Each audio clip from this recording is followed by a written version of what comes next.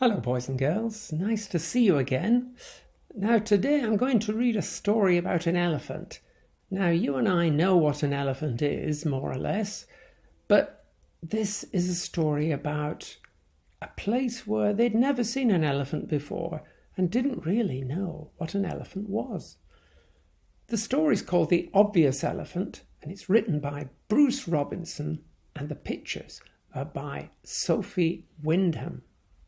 So let's have a look what happens in the story. The Obvious Elephant. Imagine a town in a country where a simple thing like an elephant had never been seen or even heard of. Well, not so long ago, there was a town exactly like that, and one day the people awoke to find an elephant sitting bewildered in the main square, mopping his brow with a red spotted handkerchief and wondering how he'd got there. At first the people were afraid of him, but he seemed so friendly that they soon lost their fear and went over to speak to him out of curiosity. "What's your name?" they asked, "and what are you?" "I don't know," said the elephant, "and I haven't got a name, and I don't know what I am." The people all looked confused. How could a thing as big as that have no name and not know what it was? "You've got no business not to have a name," they said.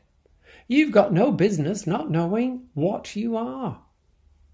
"I know what he is," said a little boy who was 7 3/4 and known locally for telling tall stories. He told them he'd seen bears on the moon. His name, and it was his name because it was embroidered on either sock, was Eric, and no one ever listened to him. Oh, look, they're examining the elephant.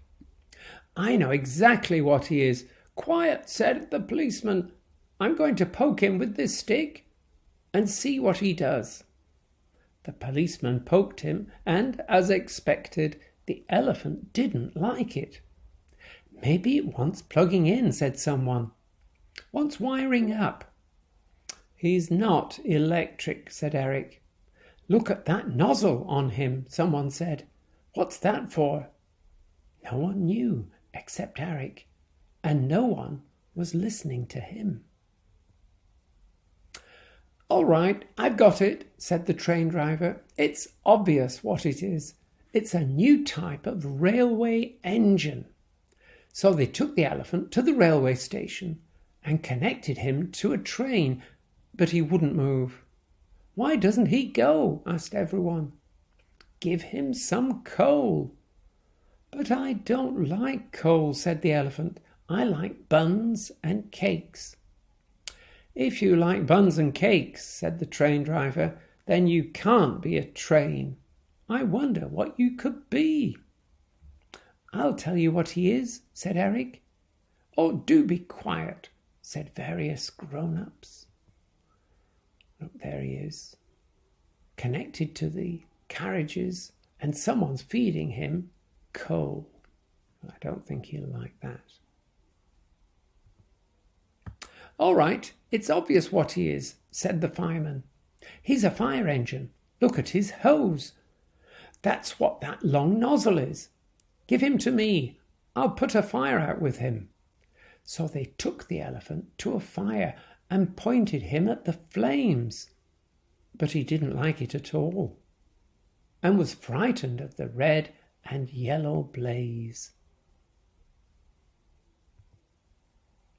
"Oh, no, no, no, no, no. He can't be a fire engine," said the dustman. "He doesn't like fire. But it's obvious what he is." "What's that?" they all asked, except Eric, who knew. "He's a modern type of refuse collecting machine," said the dustman. "A type of vacuum cleaner." So they took the elephant round the streets to empty all the dustbins, but the elephant sucked up so much rubbish from them that he nearly burst. "He's no good," they said. "He's a rotten thing, whatever he is. He can't do anything." The elephant looked upset. "But he must do something," said the train driver, the fireman, and the dustman. "Let's take him to the professor to examine." And you can see them talking about the elephant. The elephant looked frightened. "Don't worry," said Eric, holding up the great big ear to whisper. "The professor is a nice old duffer, and anyway, I'll come with you." "Will you?" said the elephant. "Of course I will," said Eric. "I will look after you." The elephant seemed very happy to have found a friend, and circling Eric with his trunk, lifted him up and put him on top of his head like a hat. All eyes were looking up at Eric. It was a good place to sit, and off they all went to see the professor. "Interesting," said the professor. "Very interesting indeed." He took measurements and photographs, some with Eric in them, made detailed drawings, carried out scientific tests, and worked out plans. At last he came to his conclusion. You can see he's measuring, looking very carefully. "Oh, look, I wonder what this is." "At first," said the professor, "I thought this great big, enormous and quite huge things might be a strange sort of submarine. It was the periscope that confused me. But after further research and consultation with my friend the driver, I now feel sure, I am confident to tell you, that it is..." "Yes," they said. "It is..." said the professor. Yes, a big..." Professor hesitated, trying to remember the word. "A big..." Yes, they all said. "A big what?" "Elephant," shouted Eric, still on the elephant's head. "Yes," confirmed the professor. "That's what it is, an elephant, no more nor less." "An elephant," they said. "What's that?" "It is," said the professor, "what you see in front of you." "But what does it do?" they asked. "It does nothing," cried Eric. "It simply is an elephant." "Yes, of the long-nosed variety," added the professor. "Well," they said, "that makes all the difference. If he's an elephant, he's an elephant. We can't think why we didn't think of it before." The people of the town were very proud and pleased with their elephant, so pleased they built him a special house and garden in the park with a greenhouse to grow his vegetables, melons, carrots, cucumbers, which the professor discovered was his proper food. "Thank you for my lovely house," said the elephant to all his guests at the moving-in party. "But if you wouldn't mind, there is one more thing I would like."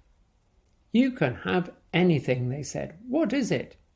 "A name," he replied. "A name? Your name's Elephant." "No, it isn't," said the elephant. "I want a proper name." Everyone looked confused until Eric had an idea. Lifting the big ear, he put another whisper into it. He asked the elephant if he could have a look at the red spotted handkerchief that he'd arrived with. "I thought so," he exclaimed. 100% cotton. That is what's embroidered on your handkerchief. And if my socks are anything to go by, that's got to be your name."